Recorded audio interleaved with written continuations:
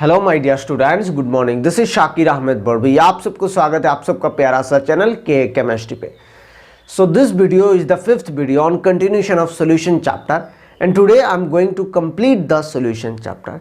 If you have any doubts और any queries please comment on comment box, या तो फिर आप मेल भी भेज सकते हो। नीचे ईमेल आईडी दिख रहा होगा आप सबको, वहाँ पर जाके मेल कर सकते हो if you have any queries. If anyone is new here, please subscribe my channel and press the bell icon so that you don't miss the updates. So आज का टॉपिक है colligative property. The solutions which containing non-volatile solute exhibit some properties and these are collectively called colligative properties. These properties are lowering of vapor pressure, elevation of boiling point, depression of freezing point and osmotic pressure. The salient feature of these properties is that it depends only on number of solute particles but not the size or the chemical nature. ये सिर्फ number of chemical properties solute के ऊपर depend करता है. It depends on only on the number of solute particles but not the size or chemical nature of the solute. Solute particle किस तरीका का है उसके ऊपर डिपेंड नहीं करता है colligative property. Colligative property depend करता है सिर्फ नंबर ऑफ सोल्यूट पार्टिकल, मतलब नंबर ऑफ मोल्स कितना है वो काउंट करते तो कोलिगेटिव प्रॉपर्टी निकल के आ जाएगा। तो चलिए पहले देखते lowering of the vapour pressure.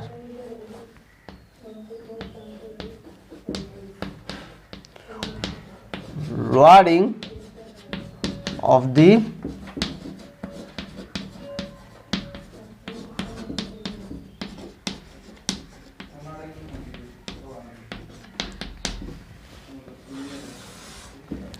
we have already seen this lowering of the vapor pressure in case of Raoult's law for non-volatile solute.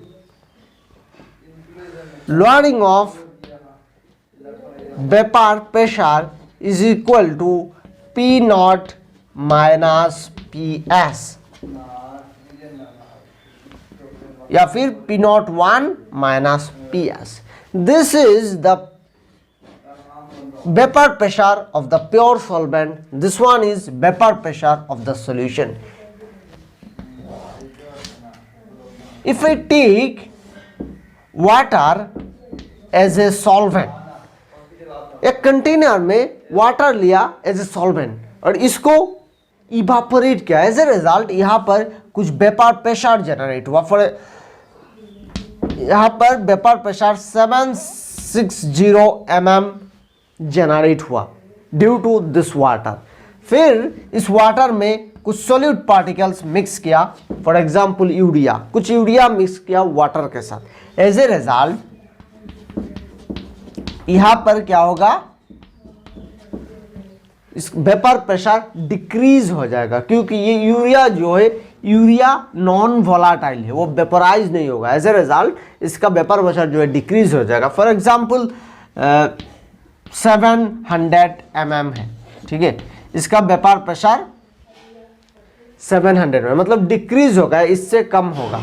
तो यहां पर देखिए वेपर प्रेशर कम हो रहा है, तो 760 माइनस 700 कितना डिक्रीज हो रहा है, 60 डिक्रीज हो रहा है। तो this is the lowering of vapour pressure. तो here also like that P1 naught, this is P1 not minus PS, तो दिस इज PS एंड जो दोनों मिला के जो माइनस होके जो वैल्यू हो रहा है दिस 60, तो this is P1 not minus PS is lowering of vapour pressure. And the relative lowering of vapor pressure is, मतलब इसके साथ किसका कंपेयर कर रहे हैं, इस वैल्यू के साथ, इस वैल्यू के साथ हम लोग सॉल्वेंट को कंपेयर कर रहे हैं। तो this is relative lowering of vapour pressure PS by P1 not. Okay, ऐसा कुछ होगा relation. According to Raoult's law, we know that the relative lowering of vapor pressure is equals to the mole fraction of the solute. तो लिख सकते हैं हम लोग according to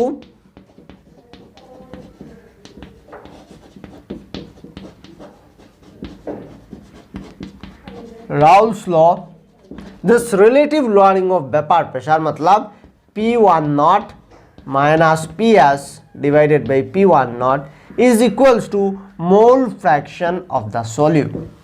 that means यहाँ पर सोल्यूट का अमाउंट जितना ज़्यादा होगा, यहाँ पर यूरिया जितना ज़्यादा होगा, यहाँ पर जो वेपर प्रेशर उतना कम होगा। यहाँ पर अगर वेपर प्रेशर कम होता है तो ये जो relative lowering of vapour pressure भी कम होगा। अगर लोअरिंग ऑफ वेपर प्रेशर कम होता है तो relative lowering of vapour pressure भी कम होगा। तो according to Raoult's law we said that this relative lowering of vapour pressure is equals to the mole fraction of the solute if N2 number of moles of the solute component is dissolved in N1 number of solvent, then we can write this N2 divided by N1 plus N2 क्योंकि mole fraction is the number of moles of that component divided by total number of moles।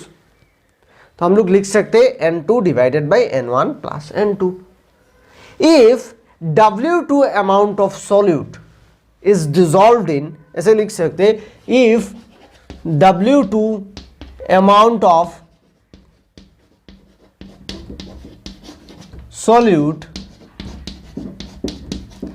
dissolved in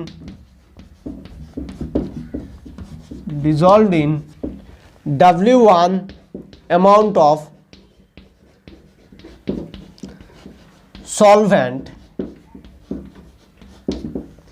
and M1 and M2 are the molecular mass या फिर molar mass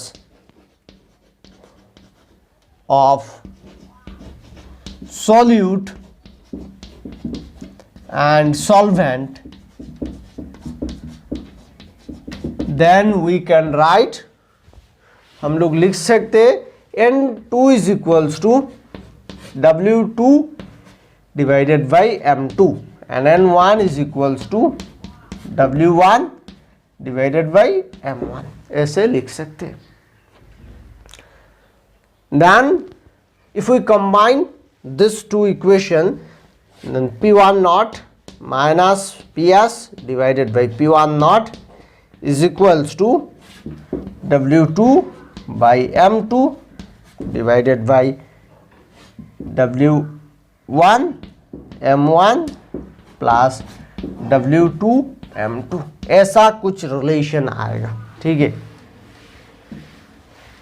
if this solution is very dilute, मतलब urea यहाँ पर अगर urea का amount कम है, this is very dilute solution, solute का अमाउंट कम है, तो लिख सकते हैं हम लोग if it is dilute solution. अगर डायल्यूट सोल्यूशन है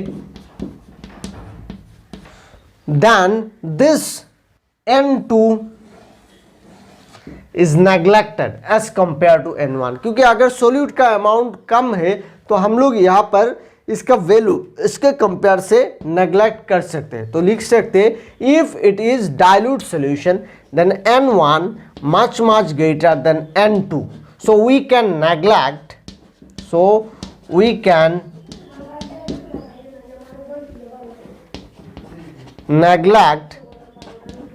the value of N2 as compared to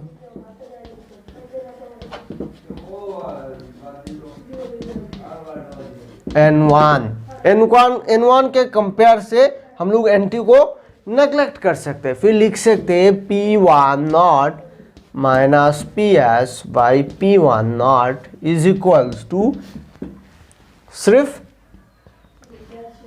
N2 divided by N1 is equals to ये हो जाएगा W2 बाई M2 और ये हो जाएगा W1 डिवाइडेड बाई M1, ऐसा कुछ रिलेशन आएगा।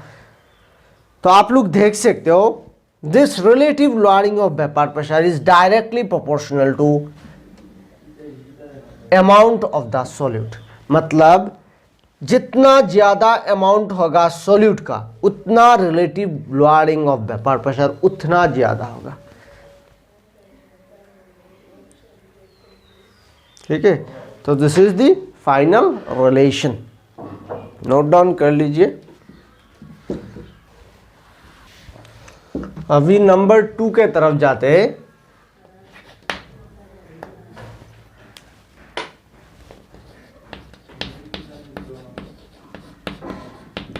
एलिवेशन ऑफ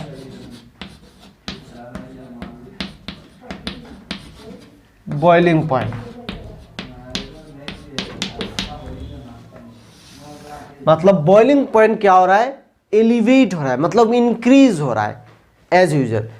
सो यहां पर सेम एग्जांपल ले रहे हैं, पहले वाला, एक कंटेनर में वाटर है, दूसरे कंटेनर में सॉल्यूशन है, वाटर प्लस यूरिया का सॉल्यूशन। ठीक है, due to the presence of this urea, urea के प्रेजेंस में रहने से इसका वेपर प्रेशर डिक्रीज हो जाएगा।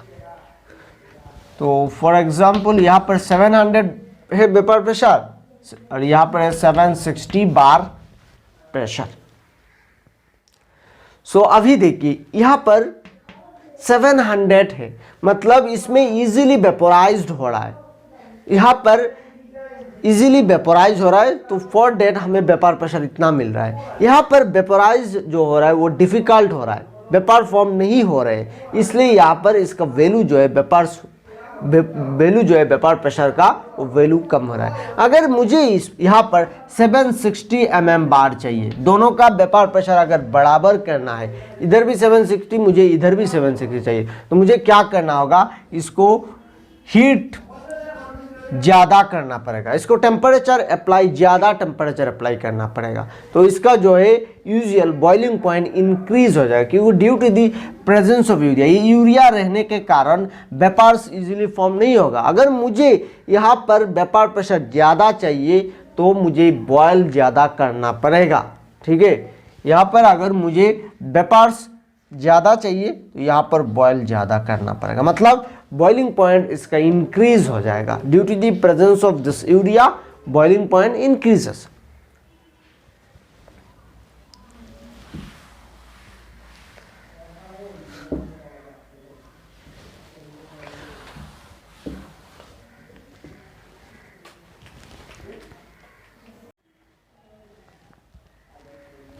नंबर 2, अभी 2 के तरफ जाते हैं, elevation of boiling point.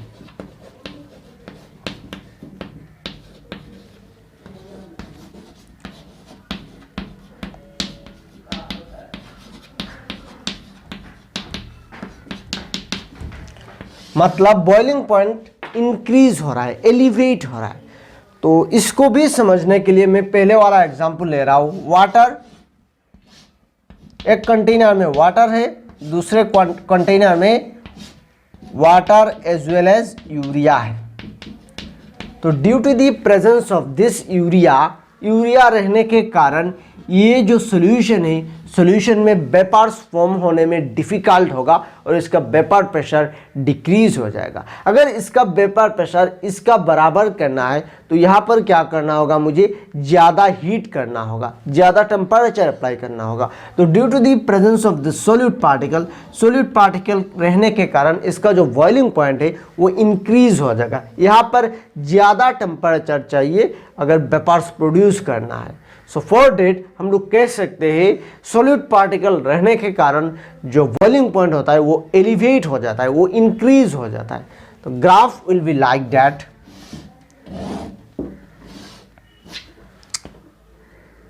This is vapour pressure, this one is temperature, temperature versus vapour pressure graph.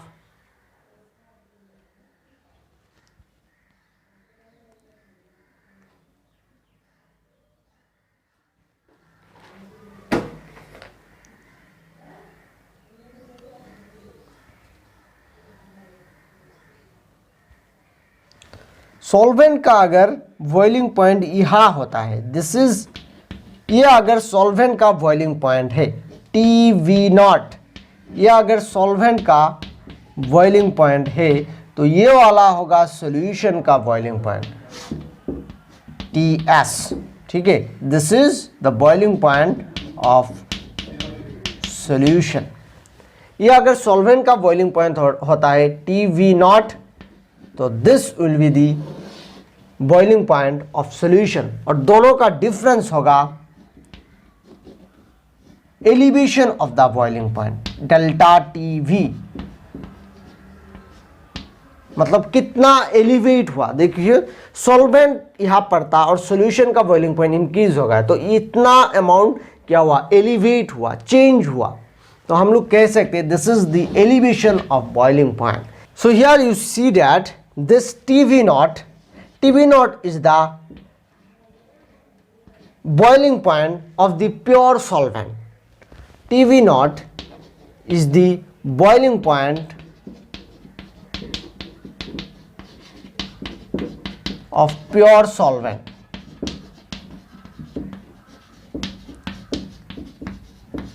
TS is the boiling point of solution, and delta TV is the boiling point, elevation of boiling point.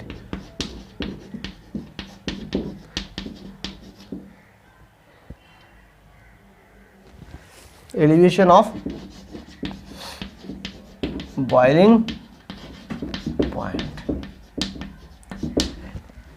ठीक है, and we can write that delta TV is equals to, better this one is TV. TV is the boiling point of solution and TV0 is the boiling point of pure solvent. So delta TV equals to TV minus TV0. Okay, this will be like that. Delta TV equal to TV minus TV0. An experimental result shows that this elevation of boiling point is directly proportional with molar concentration. So we can write that this elevation of boiling point is directly proportional to molar concentration of the solute. मतलब solute का molar concentration जितना ज़्यादा होगा, ये elevation of boiling point भी उतना ज़्यादा होगा। अगर proportionality symbol को withdraw करते हैं तो यहाँ पर आ जाएगा Kv, and this Kv is called molar elevation constant.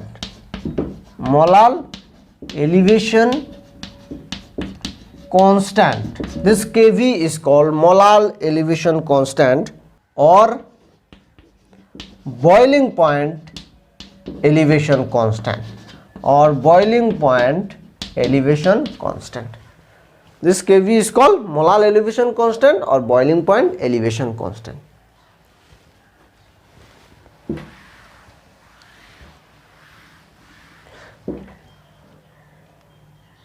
फिर हम लोग मोलालिटी का अगर फॉर्मूला यूज करते हैं, molality is equal to number of moles of solute, number of moles of solute divided by amount of solvent in kg. तो number of moles of solute, आप लोगों को याद होगा मैंने पहले बताया था सॉल्यूट को मैं नंबर 2 से डिनोट करता हूं, तो solute is number 2 and solvent is 1. ठीक है, तो यहां पर लिख सकता हूं नंबर ऑफ मोल्स मतलब amount divided by molecular mass. तो अमाउंट W2 होगा क्योंकि सॉल्यूट है, molecular mass M1. Amount of solvent in kg, तो सॉल्वेंट का अमाउंट होगा मतलब W1 इन kg, मतलब W1 इंटू इन kg, मतलब ये ग्राम में है तो kg में अगर इसको कन्वर्ट करना है तो इंटू 10⁻³ हो जाएगा. ठीक है, तो इसका रिलेशन ऐसा कुछ आएगा 1000 into W2 divided by M1 into W1. तो final expression will be like that delta TV is equals to Kv into 1000 W2 divided by M1 into W1. ठीक है, सॉरी इधर M2 है, M2 M1 नहीं M2. This is M2. M2. From there we can find out the molecular mass of solute. So M2 is equals to 1000 kV into W2 divided by delta TV into W1. देखिए तो ऐसे निकाल सकते हैं किधर इसी. अभी नंबर 3 के तरफ जाते हैं. नंबर 3 होगा depression of freezing point.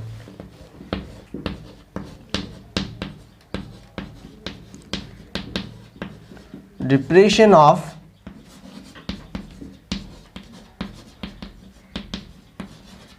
Freezing point मतलब फ्रीजिंग पॉइंट डिप्रेस्ड हो जाना, कम हो जाना. अगर बॉइलिंग पॉइंट ज़्यादा होता है तो एज यूजुअल फ्रीजिंग पॉइंट क्या हो जाएगा, डिक्रीज्ड हो जाएगा. कह सकते हैं if TF not is the freezing point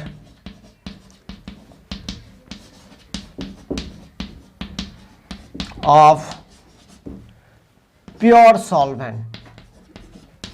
solvent and TF is equal to freezing point of solution,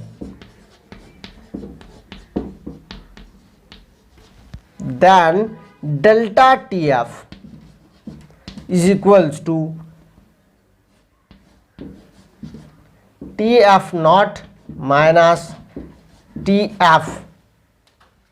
delta TF जो होगा वो TF नॉट माइनस TF होगा क्योंकि फ्रीजिंग पॉइंट जो है इसका ज़्यादा होगा प्योर सॉल्वेंट का एज कंपेयर टू सोल्यूशन, क्योंकि डिप्रेस्ड हो रहा है, डिक्रीज हो रहा है. तो हम लोग कह सकते हैं this is the depression of freezing point. Depression of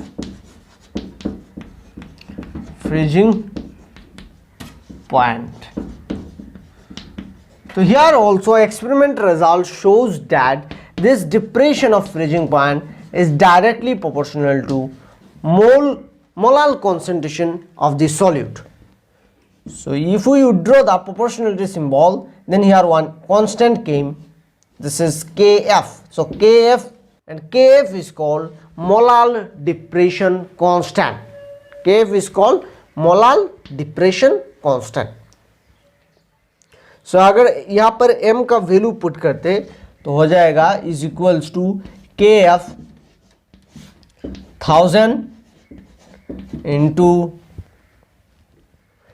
W2 divided by M2 into W1. ऐसा कुछ रिलेशन आएगा. ठीक है. फिर यहाँ से हम लोग M2 का वैल्यू निकाल सकते हैं. M2 is equals to Kf 1000 into Kf into W2 by delta TF into W1. ऐसा कुछ रिलेशन आएगा जहाँ से हम लोग मोलार मास ऑफ सोल्यूट निकाल सकते हैं. ठीक है, सिंपल है, उतना डिफिकल्ट नहीं है ये, और इंटरेस्टिंग भी है. ठीक है, तो अभी लास्ट वन बाकी है ऑस्मोटिक प्रेशर.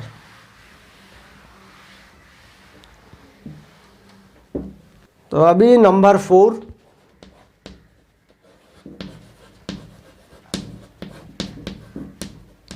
Osmotic pressure.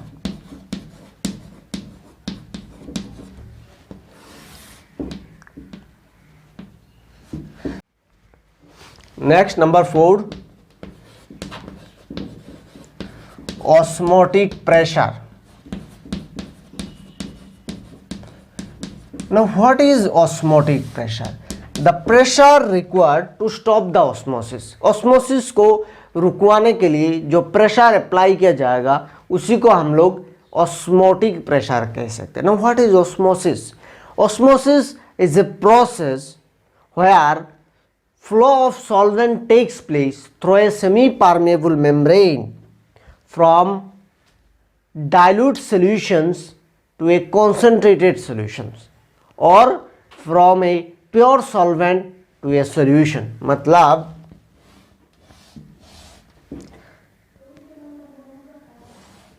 यहाँ पर कुछ concentrated solution है, ओके, कुछ concentrated solutions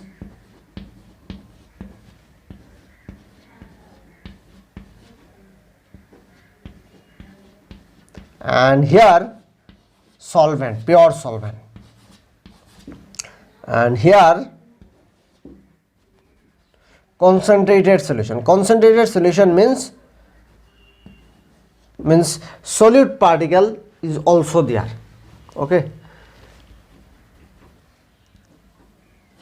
Then what happen, this solvent comes at this side. ये solvent इधर से इधर फ्लो करेगा और ये जो solute particles है ये भी इधर से फ्लो करने लगेगा, मतलब दोनों फ्लो करेंगे, ये solvent भी फ्लो होगा, ये solute भी फ्लो होगा और फिर हमें ऐसा कुछ सॉल्यूशन देखने को मिलेगा जहां पर होमोजेनियस सॉल्यूशन होगा, जहां पर solvent भी रहेगा, solute भी रहेगा, okay, this will be like the homogeneous solution हमें मिल जाएगा.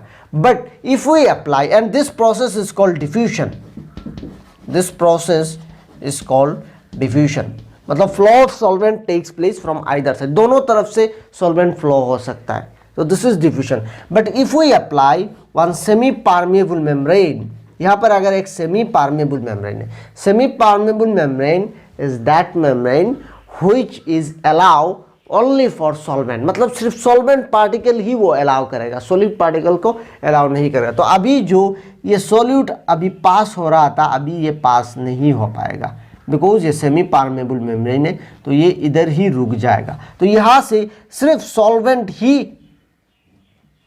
पार्टिसिपेट करेंगे, सिर्फ सॉल्वेंट आएगा. So this process is called osmosis, this process is called osmosis. ठीक है, ये होमोजेनियस सॉल्यूशन फॉर्म होने के लिए सिर्फ ये सॉल्वेंट ही पार्टिसिपेट होगा, ये सॉल्यूट जा नहीं सकता because this is semi permeable membrane. The membrane is only for solvent, सिर्फ सॉल्वेंट ही पास हो सकता है. सो ये जो ऑस्मोसिस प्रोसेस है, अगर इसको रुकवाना है, अगर इस सॉल्वेंट को इधर से पास नहीं करना है, रुकवाना है मुझे, तो यहाँ पर मुझे एक प्रेशर अप्लाई करना पड़ेगा and this is called osmotic pressure. Okay, this osmotic pressure is denoted by pi. Osmotic pressure is denoted by pi. This osmotic pressure is directly proportional to mole fraction concentration of the solution.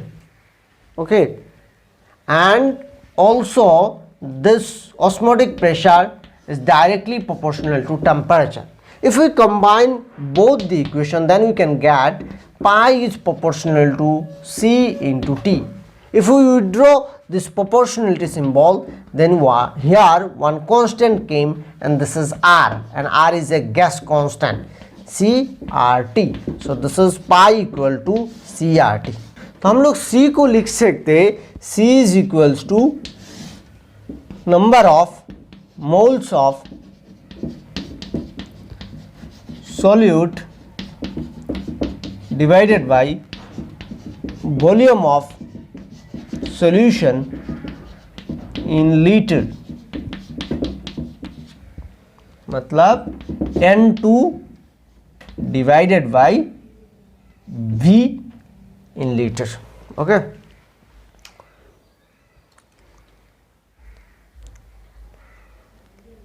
हम लोग लिख सकते हैं इसको pi is equals to N2 by V RT. तो pi V is equals to N2 RT. N2 मतलब moles, moles means amount divided by molecular mass, तो ऐसे लिख सकते.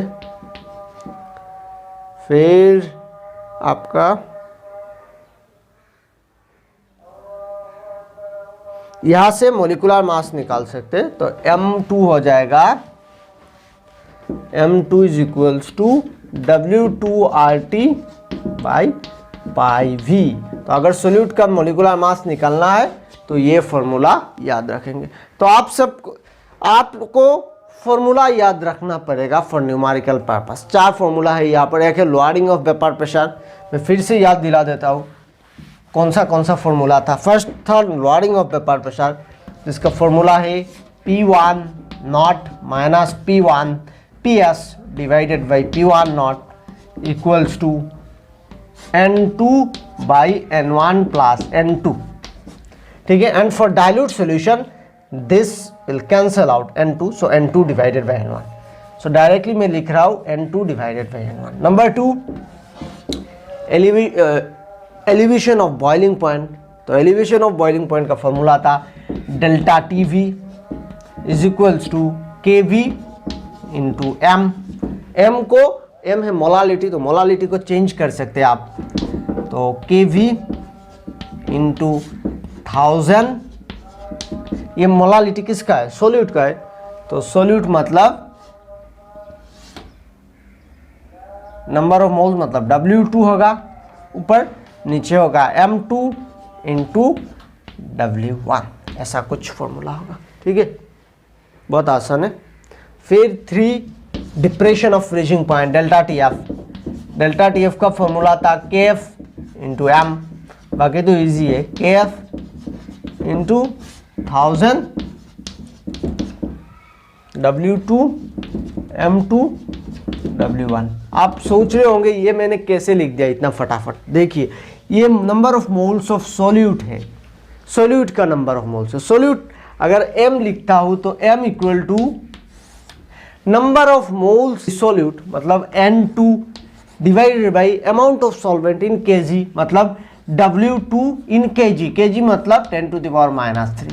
अभी N2 को अगर मैं W2 डिवाइडेड बाई M2 लिखता हूँ तो देखिए यहाँ पर पुट करने के बाद यहाँ पर 10⁻³ ऊपर चला जाएगा तो 1000 हो जाएगा, 1000 इंटू M2 हो जाएगा, 1000 इंटू W2 हो जाएगा, और नीचे M2 इंटू W2। बहुत सिंपल है। Number 4, osmotic pressure. तो ऑस्मोटिक प्रेशर होगा pi V is equals to N2RT, pi V equal to N2RT। बाकी N2 को अगर आप W में कन्वर्ट करना चाहते हो, अमाउंट डिवाइड मोलिकुलर मास कर सकते हो। तो ये 4 फॉर्मूला है, याद रखना पड़ेगा, ठीक है। और इस इक्वेशन को वैन हॉफ इक्वेशन भी कहते हैं। Pi V equal to N2RT is called van Hoff equation.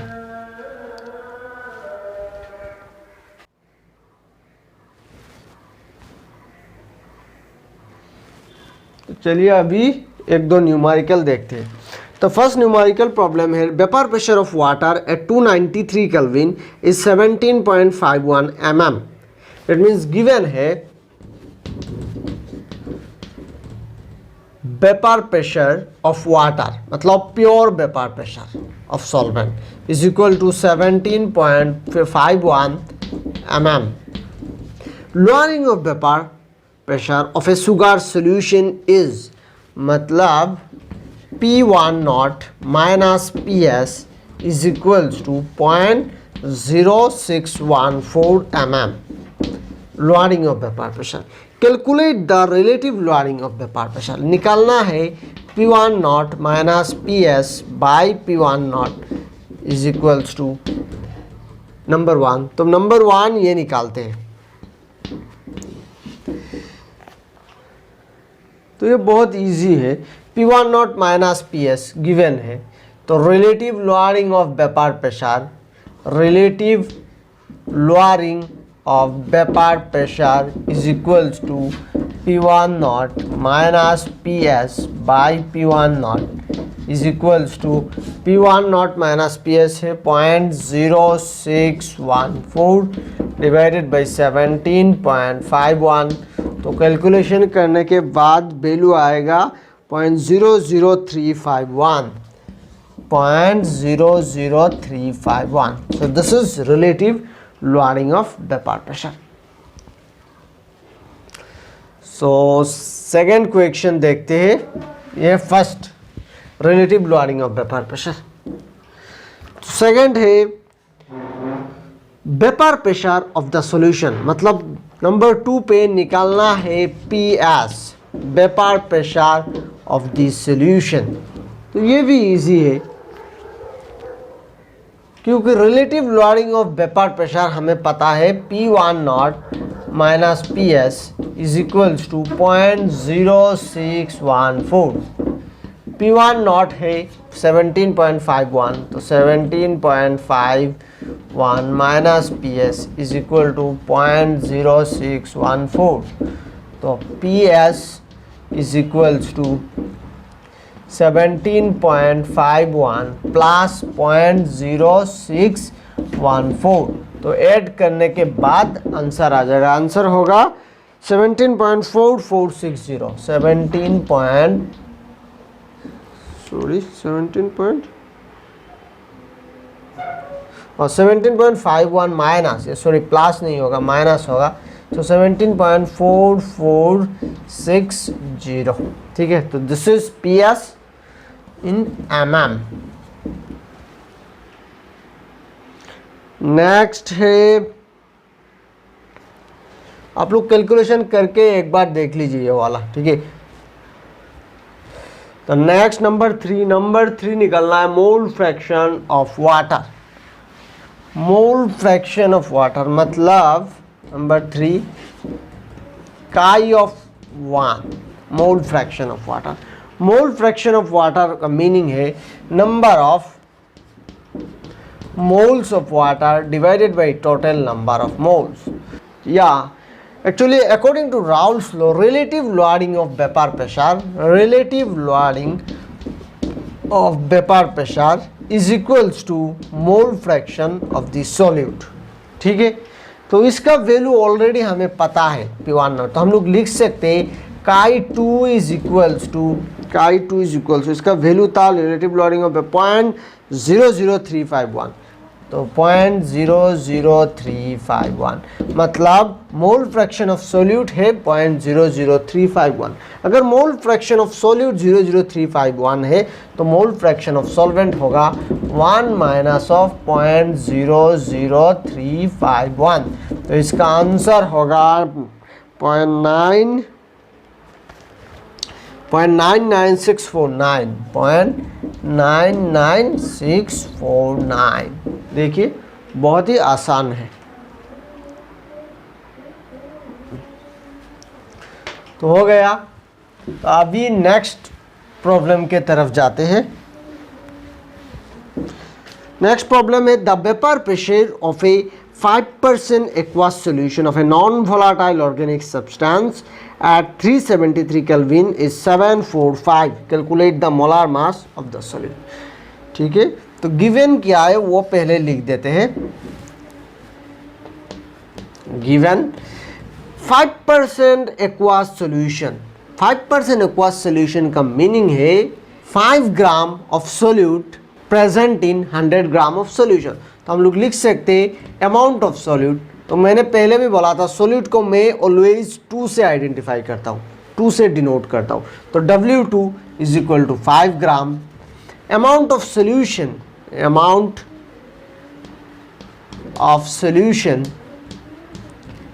100 gram. तो अगर अमाउंट ऑफ सोल्यूशन 100 ग्राम है तो अमाउंट ऑफ सॉल्वेंट हो जाएगा W1 is equals to 100 minus 5 is equals to 95 gram. अच्छा, और गिवन है vapour pressure of an aqueous solution मतलब PS इज 745 mm और निकालना है molar mass of the solute मतलब M2 is equal to question mark. ठीक है,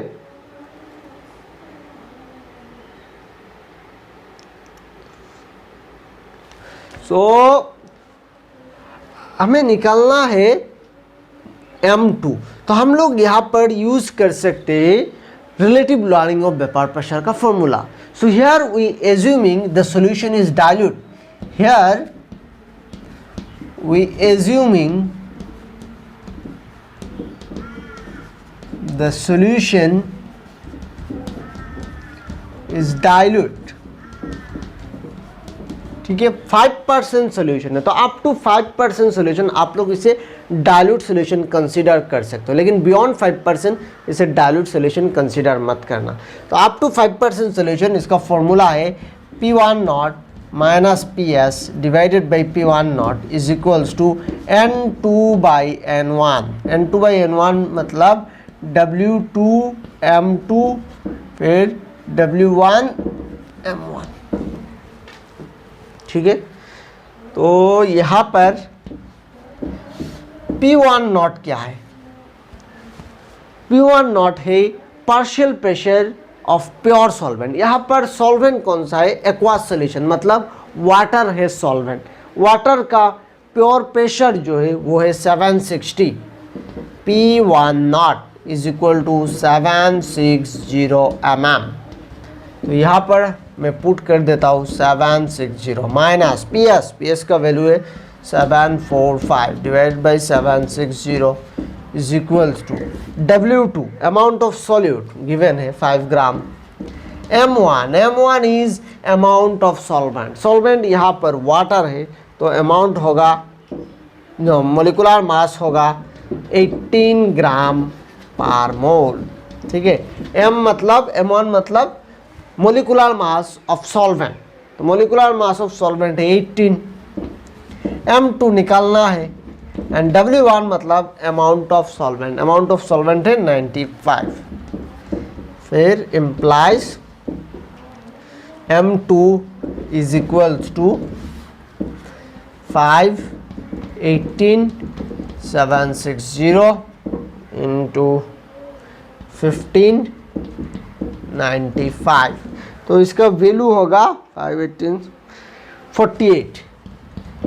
तो molecular mass of solute is equals to 48 gram per mole. देखिए बहुत ही आसान है, इसी तरह निकाल सकते हैं इसका आंसर। नोट डाउन कर लीजिए साथ ही साथ।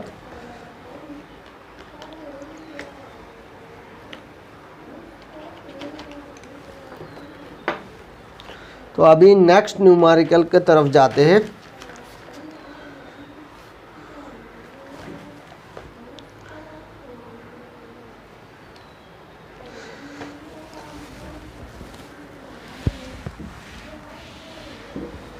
Calculate the osmotic pressure of 0.0, मतलब निकालना है pi osmotic pressure of 0.01 molar solution of cane sugar at 300 Kelvin। मतलब यहाँ पर कॉन्सेंट्रेशन गिवन है 0.01 मोलार, मतलब मोल पर लीटर,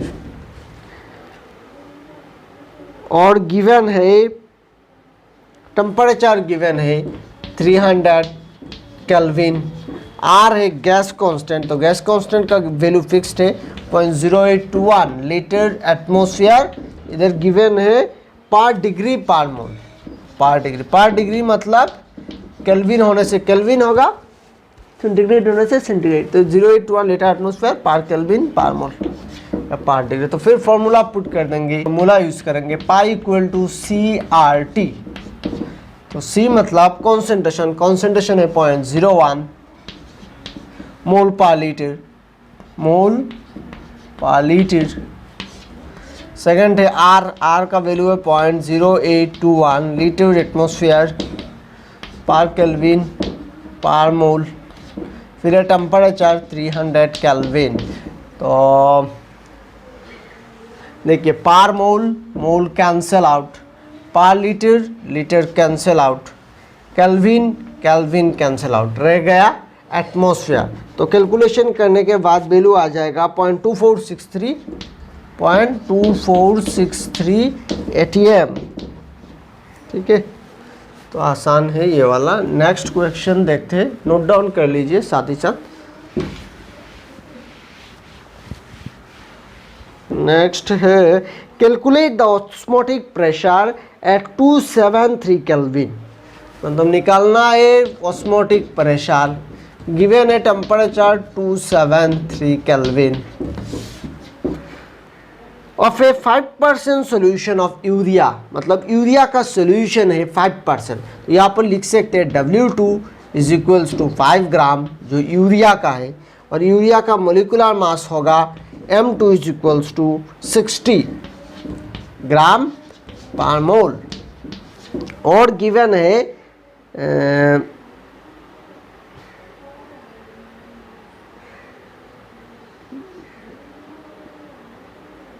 5% सोल्यूशन, मतलब amount 5 gram in 100 ml solution, तो मतलब वॉल्यूम है 100 ml। तो निकालना है osmotic pressure, pi equal to CRT। Concentration मतलब क्या है, number of moles divided by volume in litre. तो यहाँ पर वॉल्यूम गिवन है ml में, इसको लीटर में कन्वर्ट करना है, तो 100 डिवाइडेड बाई 1000 लीटर, मतलब 0.1 लीटर। तो हो जाएगा नंबर ऑफ मोल्स मतलब amount divided by molecular mass, तो 5 divided by 60 divided by volume in litre 0.1, तो इसका यूनिट है मोल पर लीटर। फिर गैस कांस्टेंट, गैस कांस्टेंट है 0.0821 लीटर एटमॉस्फेयर पर केल्विन पर mole, and then temperature, temperature है 273 केल्विन। तो देखिए kelvin kelvin cancel out, mole mole cancel out, litre litre cancel out, ATM रह गया। तो कैलकुलेशन करने के बाद इसका वैल्यू आएगा 18.68 एटीएम। बहुत ही आसान है, ये वाला भी नोट डाउन कर लीजिए साथ ही साथ।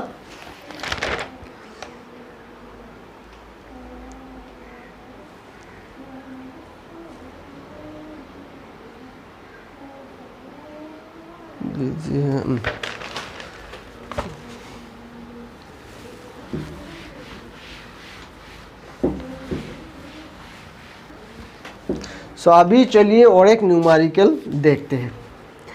तो ये 4% सोल्यूशन ऑफ सुक्रोज, तो एक सोल्यूशन है 4% सोल्यूशन जो सुक्रोज का सोल्यूशन है, इज आइसोटोनिक विथ 3% सोल्यूशन। तो दूसरा सोल्यूशन है 3% solution of an unknown organic. तो ये सुक्रोज है and this one is unknown organic substance, और दोनों आइसोटोनिक है, मतलब दोनों का ऑस्मोटिक प्रेशर सेम होगा। आइसोटोनिक सोल्यूशन मतलब both have same osmotic pressure. Calculate the molecular mass of the unknown substance, तो इसका मोलिकुलर मास निकालना है, M2 निकालना है, M2, ठीक है। तो 4% सोल्यूशन मतलब क्या है, मतलब अमाउंट ऑफ सॉल्यूट, सॉल्यूट को हम लोग 2 से आइडेंटिफाई करते हैं। तो यहाँ पर W21 लिख रहा हूँ, मतलब दिस इज फर्स्ट सोल्यूशन, तो 4 ग्राम।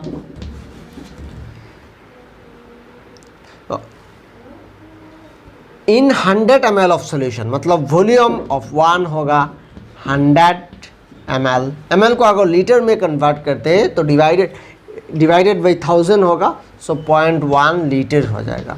सिमिलरली इधर भी, इधर में M2 लिख रहा हूँ, मतलब सेकंड सोल्यूशन। तो यहाँ पर W2 जो है वो आएगा, W2 of 2 is equal to 3 gram, volume of 2 is equals to also 0.1 litre, okay. यहाँ पर सुक्रोज सोल्यूशन है, सुक्रोज का फॉर्मूला है C12H22O11, तो इसका मोलिकुलर मास होगा M2 ऑफ 1 मतलब फर्स्ट सोल्यूशन, तो 342 ग्राम पर मोल, ठीक है। Since both the solution are isotonic, दोनों आइसोटोनिक सॉल्यूशन है, मतलब ऑस्मोटिक प्रेशर सेम होगा। अगर π1 इक्वल्स टू π2 होता है तो देखिए क्या होगा, CRT इक्वल टू CRT। यहाँ पर गैस कांस्टेंट जो है सेम है, टेम्परेचर भी सेम है, तो कह सकते हैं हम लोग for isotonic solution concentration are same. So यहाँ लिख सकते हैं for isotonic solutions, for isotonic solutions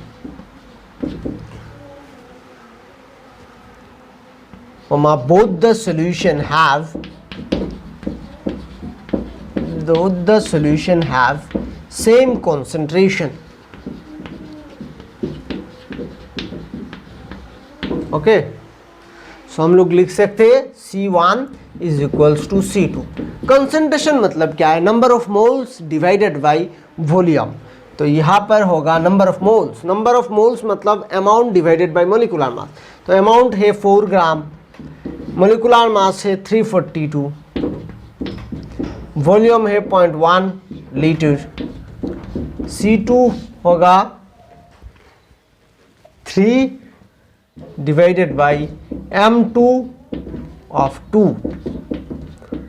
divided by 0.1. ठीक है, तो 0.1 कैंसल. तो यहां से M2 निकाल सकते हैं. ठीक है, तो M2 होगा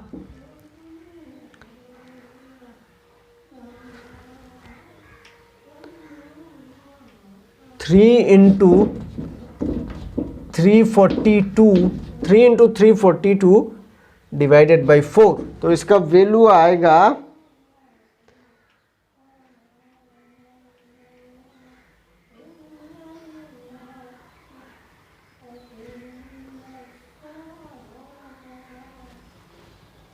256.5. आप लोग एक बार चेक करिए करेक्ट है क्या. 256.5.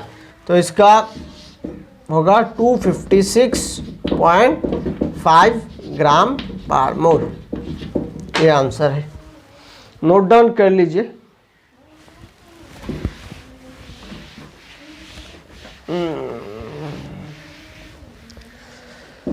धन्यता ही समन है बस रही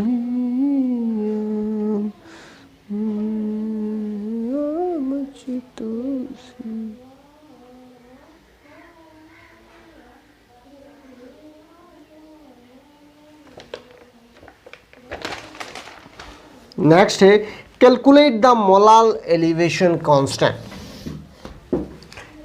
तो मोलाल एलिवेशन कांस्टेंट निकालना है, मतलब Kv निकालना है. Molal elevation constant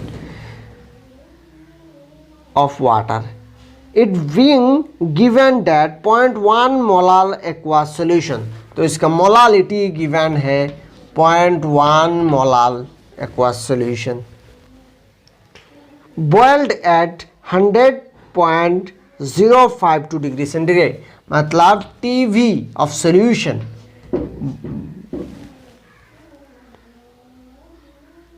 100.052 degree centigrade.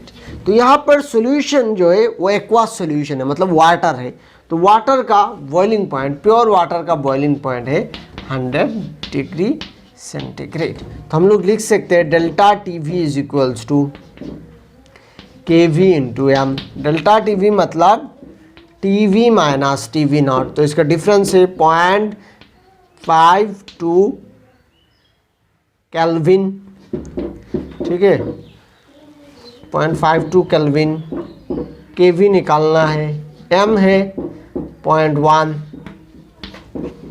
तो Kv is equals to 0.52 divided by 0.1 मतलब हो जाएगा 5.2. तो यूनिट क्या होगा? यूनिट देखिए 0.52 जो है डेल्टा TV ये केल्विन में है और ये है मोलाल. मोलाल मतलब मोल पार केजी. मोल पार केजी. तो हो जाएगा यूनिट केल्विन केजी पार मोल. इजी है.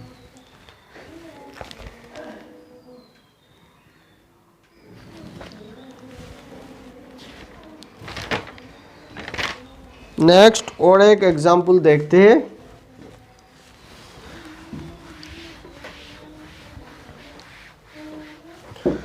The boiling point of benzene is. तो गिवन है TV not. Boiling point of benzene मतलब प्योर बेंजीन का boiling point 353.23 kelvin. When 1.80 gram of a non volatile solute, मतलब W2 given है 1.80 ग्राम, was dissolved in 90 gram of benzene, मतलब W1 amount of solvent है 90 ग्राम. The boiling point is raised to 354.11, मतलब boiling point of solution है 354.11 kelvin. Calculate करना है molar mass of the solute, तो M2 निकालना है. याद रखिए सॉल्यूट को मैं 2 से ही डिनोट करता हूँ ऑलवेज, एंड सॉल्वेंट को 1 से. And calculate the molar mass of the solute. ठीक है, and given A Kb for benzene is, Kv given है 2.53 केल्विन kg पर मोल. ठीक है, तो निकालना है M2. इजी है, फॉर्मूला में पुट करना होगा. Delta TV is equals to Kv into M. ठीक है, तो M को कन्वर्ट करते हैं तो हो जाएगा 1000 Kv W2 divided by M2 into W1. ठीक है, ये होगा. तो अभी निकालना है M2. आप डायरेक्ट फॉर्मूला याद रखिए, M2 इक्वल्स टू क्या है, तो आसानी से हो जाएगा. तो 1000 Kv W2 divided by delta TV into W1 equals to. अच्छा, तो इधर डेल्टा TV नहीं है but TV not and TV है, तो हम लोग डेल्टा TV निकाल सकते हैं. तो delta TV is equals to, देखिए 354.11 केल्विन एंड 353.2, तो कर लीजिए 354.11 माइनस 353.23, तो 1 से भी कम होगा आंसर इधर. तो आप लोग चेक करिए इसका वैल्यू डेल्टा TV. तो यहाँ पर डेल्टा TV पुट करना है. W1 गिवन है, W2 भी गिवन है, Kv भी गिवन है, 1000 मल्टीप्लाई करना है और जो आंसर आएगा वो ग्राम पर मोल में हो जाएगा. ठीक है, बहुत ही आसान है और यहाँ पर टाइम वेस्ट नहीं कर रहा हूँ मैं.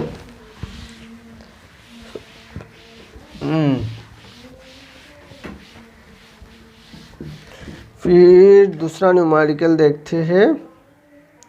18 gram of glucose C6H12O6 is dissolved in 1 kg of water.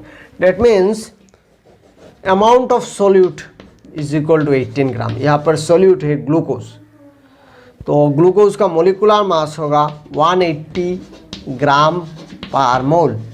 ठीक है, फिर है आपका इज डिजॉल्व इन 1 kg, मतलब amount of solvent equal to 1 kg. तो kg को अगर ग्राम में कन्वर्ट करते हैं तो हो जाएगा 1000 ग्राम. अच्छा, फिर आपका गिवन है at what temperature will the water boil, मतलब सॉल्यूशन का टेम्परेचर कितना होगा. ठीक है, तो TV is equals to question mark. Pressure given है 1.013, तो यहाँ पर प्रेशर का कोई यूज नहीं है. एंड Kv गिवन है 0.52 किलो kg पर मोल. ठीक है, तो अभी इजी फॉर्मूला में पुट कर देना है. तो पहले हम लोग डेल्टा TV निकालेंगे. Delta TV is equals to 1000 Kv W2 M2 W1. ठीक है, तो यहाँ पर Kv गिवन है, W2 गिवन है, M2 भी गिवन है, W1 भी गिवन है. तो पुट करने के बाद इसका वैल्यू आएगा 0.052. आप लोग चेक कर लीजिए 0.052 केल्विन. तो डेल्टा TV अगर 0.052 Kv आता है तो delta TV is equals to TV minus TV not minus TV minus TV not.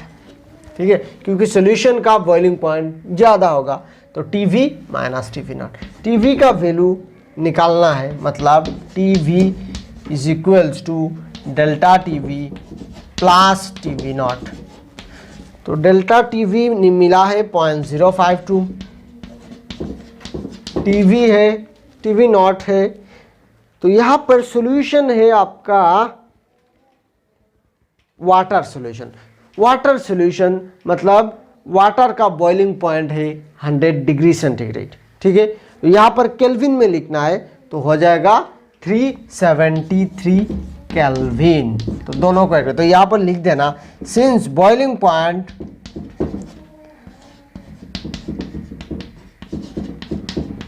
Of water is equals to 373 kelvin. So बस फाइनल आंसर आ गया।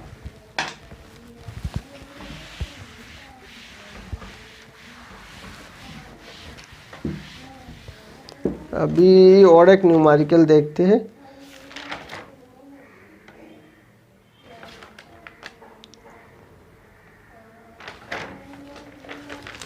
A solution containing 34.2 gram of cane sugar C12H22O11 in 500 ml। तो यहाँ पर given है solute का amount 34.2 ग्राम। तो यहाँ पर M2 भी निकाल सकते हैं क्योंकि केन शुगर का फॉर्मूला गिवन है C12H22। तो यहाँ पर आएगा 342 ग्राम पर मोल, ठीक है। और इन 500 ml ऑफ वाटर, तो मतलब वॉल्यूम गिवन है 500 ml। अच्छा, at water froze at -0.374 degree centigrade. मतलब यहाँ पर सॉल्यूशन का फ्रीजिंग पॉइंट गिवन है -0.374 डिग्री सेंटीग्रेड। सॉल्यूशन का फ्रीजिंग पॉइंट गिवन है 0.374 degree centigrade and pure water का फ्रीजिंग पॉइंट है 0 डिग्री सेंटीग्रेड। फिर निकालना क्या है, calculate the freezing point depression constant, मतलब KF निकालना है, ठीक है। तो KF निकालने के लिए हमें फॉर्मूला यूज करना होगा delta TF is equals to KF into M, ठीक है। तो यहां पर देखिए डेल्टा TF मतलब TF माइनस TF नॉट, ठीक है।